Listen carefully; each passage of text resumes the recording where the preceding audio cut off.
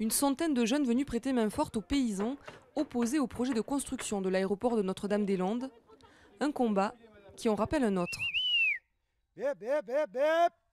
Celui des agriculteurs du plateau du Larzac contre l'extension d'un camp militaire dans les années 70. À l'époque, Christian Roquayrol était en première ligne. Je suis venu me mettre un peu au service des paysans du Larzac pour les aider à lutter.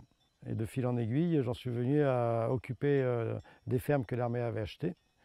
Et un peu dans le même cas de figure que sont actuellement les jeunes qui occupent la zone à défendre, la ZAD à Notre-Dame-des-Landes, qui sont des jeunes qui sont venus à la demande des habitants locaux pour occuper le terrain.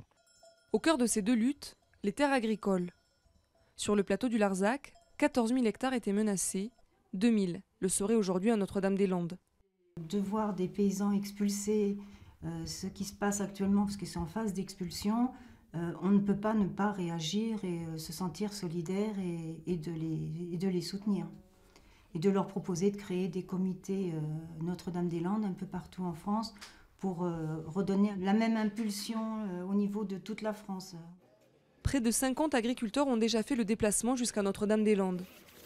Il y a 40 ans, c'est exactement le scénario inverse qui s'était produit. Les paysans bretons s'étaient rendus sur le Larzac.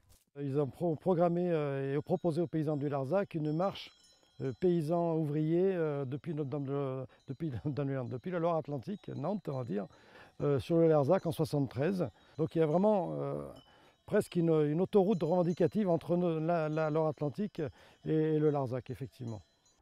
En 1981, François Mitterrand, nouvellement élu, avait annulé le projet d'extension du camp militaire. Il aura fallu 10 ans de combat pour en arriver là. Face à l'actuelle fermeté du gouvernement dans le dossier Notre-Dame-des-Landes, les agriculteurs du Larzac ne se laissent donc pas décourager. Ils prévoient plusieurs actions de soutien.